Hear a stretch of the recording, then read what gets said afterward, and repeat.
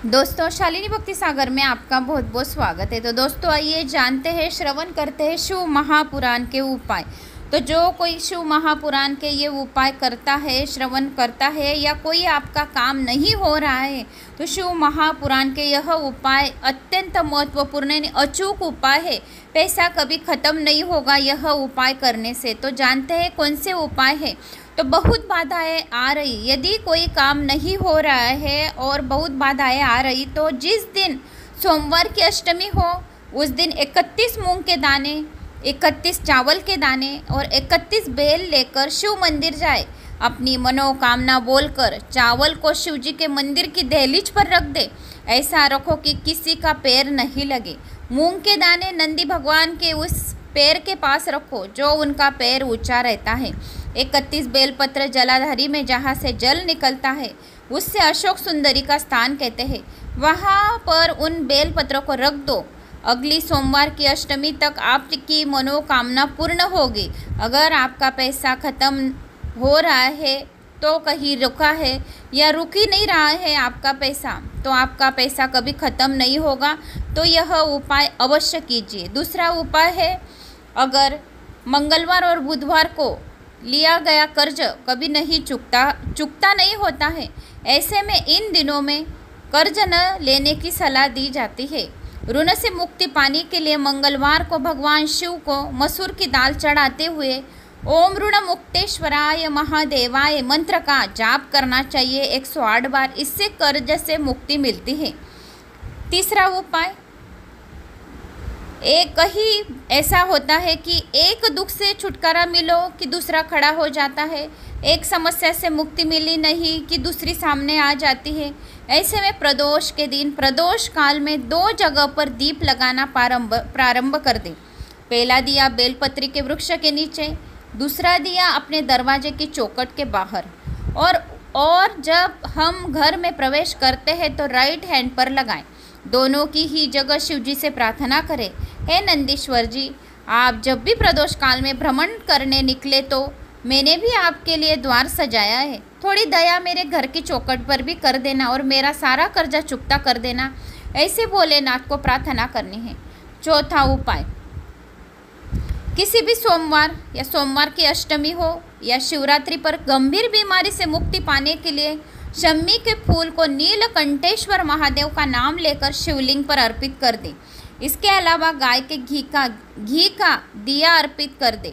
5 गमलगट्टे और 5 बेलपत्र तांबे के लोटे में जल भरकर रख दे। सीधे हाथ में उस लोटे को रखो और श्री शिवाय नमस्तुभ्यम इस मंत्र का 5 बार स्मरण करके लोटे को माथे से लगाकर अपनी तकलीफ को मन में रखकर और इस लोटे को अपने गांव, नगर या आदि से दूर एकांत में जहाँ शिव मंदिर हो, किसी वृक्ष के नीचे शिवलिंग हो, वहाँ पर उस शिवलिंग पर यह जल कमलगट्टे और बेलपत्री सहित अर्पित कर दे। उसमें से एक कमलगट्टा और बेलपत्र उठाकर अपने घर पर लेकर आ जाओ और उससे पूजा घर में रखकर शिव जी का स्मरण करें। इससे तकलीफ नहीं आएगी। शिव महापुराण में बताया गया है कि यह उपाय कि शुक्रवार के दिन एक तांबे के लोटे में जल भरे, एक आंकड़े का फूल ले ले, दोनों को लेकर शिव मंदिर में जाए और शिवलिंग पर सबसे पहले तांबे के लोटे का जल अर्पित करें। जल अर्पित करते समय श्री शिवाय नमस्तुभ्यम मंत्र का जाप करें। इसके बाद आंकड़े के फूल को जलाधारी पर अशोक सुंदरी वाले स्थान पर अर्पित कर दे। इससे भी सारे जो कोई समस्या होगी वो समस्या आपकी दूर होगी। शिव महापुराण के उपाय के अनुसार शुक्रवार को शम्मी के पत्ते को पहले शिवलिंग के पास अर्पित करें और फिर उसी पत्ते को उठाकर शिवलिंग के ऊपर श्री शिवाय नमस्तुभ्यम मंत्र बोलते हुए अर्पित कर दे।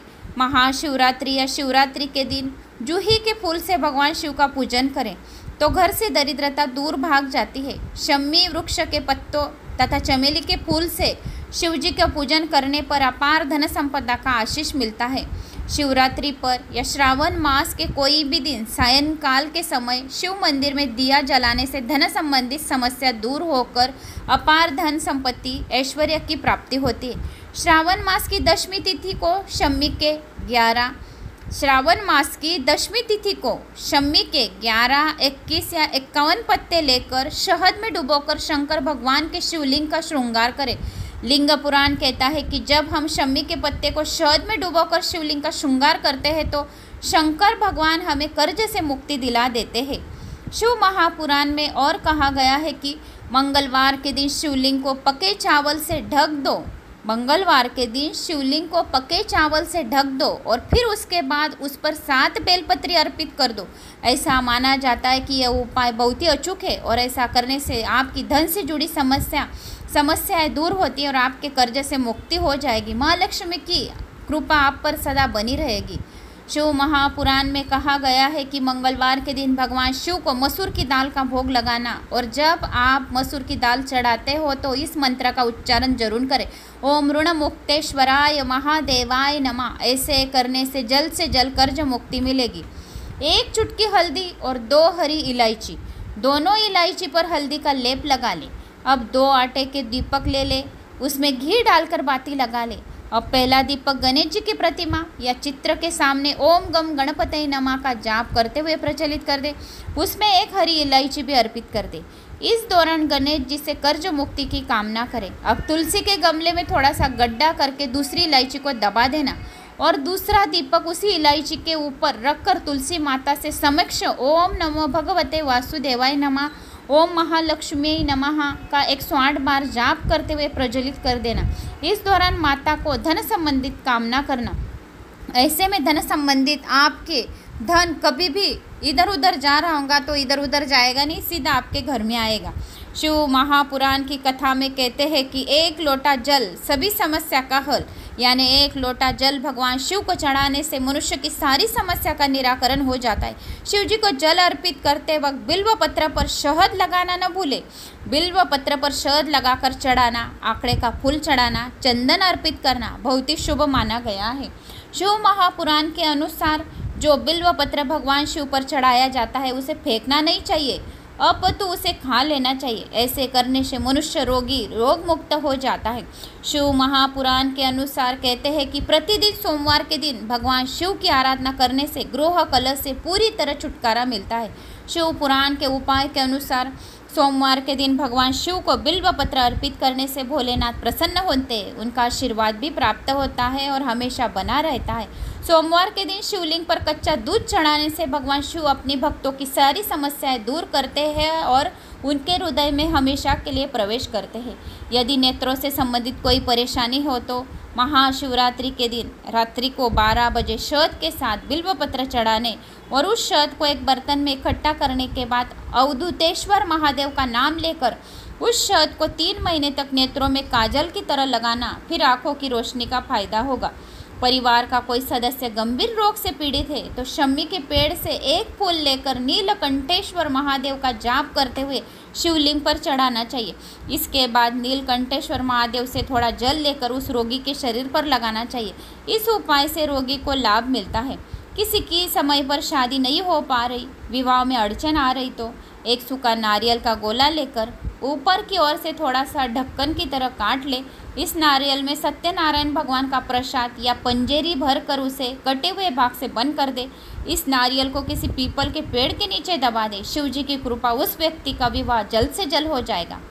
परिवार के किसी सदस्य को अकाल मृत्यु से बचना है तो आप नर्मदा नदी से निकले हुए शिवलिंग को अपने घर के मंदिर में स्थापित करें। नर्मदा जी के जो छोटे छोटे पत्थर है उसे शिवलिंग समझकर अपनी घर के मंदिर में स्थापित करें, उसकी नित्य पूजा करें। इससे आपके घर में कभी अकाल मृत्यु नहीं होगी। यदि किसी महिला को संतान प्राप्ति नहीं हो रही, उस महिला को रजस्वला यानी मासिक धर्म के 7वें दिन सफ़ेद आंकड़ी की जड़ को लेकर शिवलिंग पर 7 बार घुमाकर शिव जी का आह्वान करते हुए संतान प्राप्ति के लिए प्रार्थना करें। उस आंकड़े की जड़ को किसी लाल कपड़े में बांधकर महिला की कमर में बांध दे। इस उपाय से शिव जी चाहेंगे तो जल्द से जल्द गोद भरेगी। यदि बहुत सारा कर्जा हो तो वटकेश्वर महादेव का नाम ले ले और थोड़े दिन तक वट के नीचे 1 लोटा जल अर्पित करें। धीरे धीरे कर्ज से जुड़ी सारी परेशानियां आपकी दूर होगी। नज़र दोष निवारने के लिए श्रावण मास में यह उपाय अवश्य करें। नज़र दोष दूर करने के लिए शिवरात्रि के दिन या श्रावण मास में कोई भी दिन 12 कांटे वाला धतूरा लेकर इसको शिवलिंग पर 7 बार फेरते हुए ओम नमः शिवाय इस मंत्र का जाप करके बाद में धतूरे को दूसरे दिन जिस जगह नज़र लगी हो उस जगह पर लाल कपड़े में बांधकर लटका दें।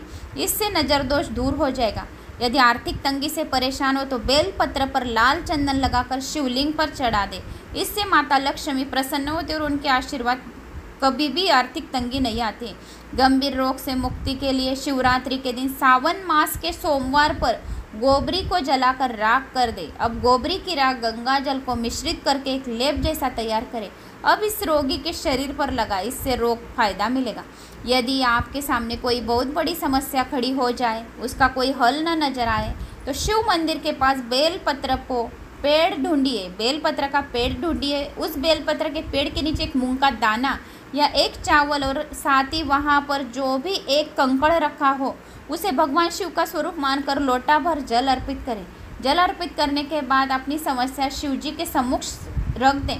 आपकी समस्या का जल्दी ही निवारण होगा। तो यह रहे सारे अचूक उपाय शिव महापुराण के जो मैंने आपको बताए हैं। तो दोस्तों, मुझे उम्मीद है कि शिव महापुराण के उपाय आपको अच्छे लगे तो अवश्य लाइक करें, चैनल को सब्सक्राइब करें। आप कहाँ से मेरा ये वीडियो सुन रहे, अपनी गांव की कमेंट्स अवश्य करें। जय श्री महाकाल।